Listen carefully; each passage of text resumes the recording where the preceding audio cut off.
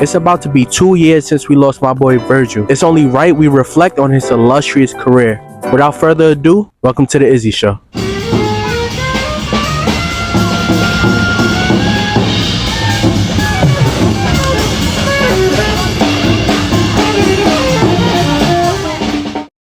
Virgil was born in Rockford, Illinois, by his parents Neat and Eunice, who moved from Ghana to chase their dreams. As an adolescent, he was a lover of indie rock, hip-hop, and skating, and found himself DJing during his spare time. His mother Eunice taught Virgil how to sew, and he started designing from young. But his father wanted a son that was an engineer, so that's what Virgil did. He pursued an education in engineering and architecture. But during this time, Virgil had the opportunity of a lifetime, where he skipped his finals at school to have a meeting with Kanye West, and this is where things get major. Hey, only like 3% of you are actually going to build buildings. And I was like, touche, I didn't come here to learn how to build buildings. After Virgil's meeting with Ye, he became his creative consultant, incubating on music videos, stage designs, tour merch, and helping with the unreleased clothing line, Pastel. After the release of Ye's 808 and Heartbreak, he was canceled by his Taylor Swift moment. But Beyonce had one of the best videos of all time. Meanwhile, he decided to take his time to focus on fashion. Being a huge fan of Karl Lagerfeld, he decided to intern at Fendi, a brand Karl Lagerfeld helped make iconic, earning only $500 a month as an intern. But the CEO, Michael Burke, took a huge liking to Virgil's and Ye's energy. They did little to no real work, but they came up with the leather jogging pants, which got shot down, but became one of the biggest trends at the time. This experience gave Virgil and Ye the insight and confidence they needed to fully take fashion on. And from here, Virgil decided to dabble in his first venture. We can't speak about Virgil's uprising without speaking about the cultural renaissance that happened here in New York City, the Tumblr era. City kids was gaining mass attention,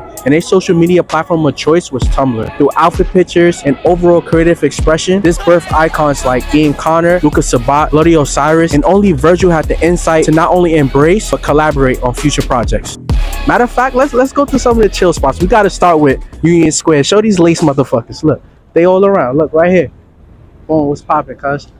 Yeah, he lace. It was real dangerous out here. Not really, because I'm from Brooklyn. Nothing dangerous. Find fucking Joey Badass and Pro Era freestyling in his very spot. Like, these times was like amazing, bro. But let's keep it pushing. Come on. If you was outside, you definitely remember the McDonald's at. If you was outside, you definitely remember the McDonald's. Thank you, bro. And if you was outside, you definitely remember the McDonald's near NYU. And you can't forget about the Tumblr meetups in Washington Square Park. Bro, this shit used to be like dumb packed. Everybody in their best fit. Them Tumblr people, they used to bring the whole city out. We used to come after school, literally just come here and vibe and shit like that. And just to escape from like what was used to. Like niggas live in the hood, you feel me?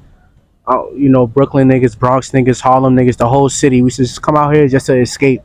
And it was fire how, not only how a lot of people gain leverage from just doing that, but also Virgil had the insight to see the youth, embrace the youth, and give them real opportunities. Like, don't let Virgil. Virgil used this newfound energy and movement for his first solo projects, Ben Trill and eventually Pyrex, which were a huge hit in the Tumblr era. Ben Trill was a DJ collective featuring the likes of Virgil and Heron Preston, which they used to build hype through like-minded creatives. The merch became a big deal. Virgil decided to take it further with his own brand, Pyrex 23, and with the help of the Tumblr era, it went crazy.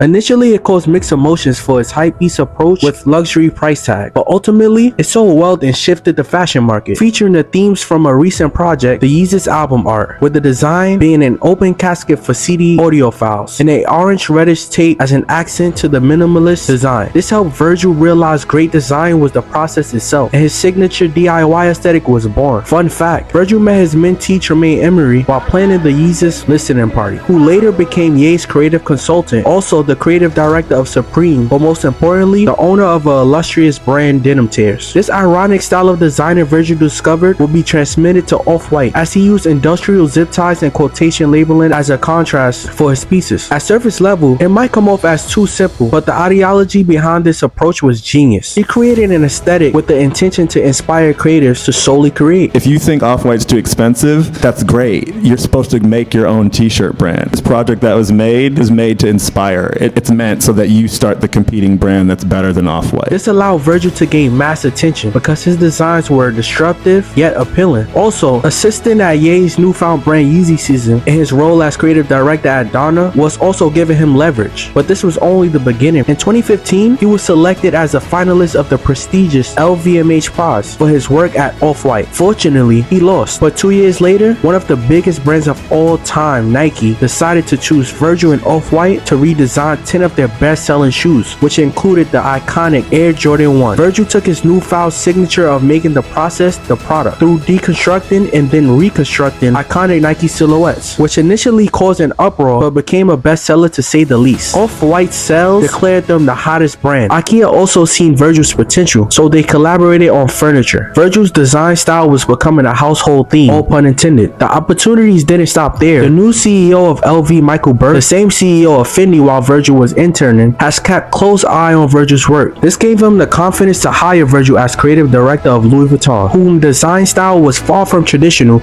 and critics wasn't too fond of it. But like always, Virgil was bound to prove them wrong. His debut fashion show was iconic. This full circle moment with Ye was a showcase emphasizing inclusivity through a diverse model casting and audience selection, which were swarmed with fashion students, and a colorful runway as its canvas, where Virgil made his moment and us moment. Shortly after his debut, he was diagnosed with cancer, but that didn't stop Virgil from living his dreamlike life, with his follow-up collection centered around a childlike dream theme filled with poetry, choreography, music, and culture. His perspective was a breath of fresh air, and it was conveyed through immaculate storytelling, design, and casting. Louis Vuitton and Off-White were the leading brands, and Virgil became the biggest designer at the time, and this is where he did the impossible, announcing he was designing potentially the biggest collab ever, the Nike and Louis Vuitton Air Force One. This iconic collab was previewed in LV's Spring Summer 21 show, and the culture went crazy. He adapted Dapper Dan's approach by using luxury goods to create a hip-hop and streetwear feel on a mainstream level. Virgil understood the void the fashion industry was not feeding, and gave what the people can only dream of. Virgil designed 47 pairs, and it was scheduled to release in 2022. A couple months later, we lost the greatest designer of all time.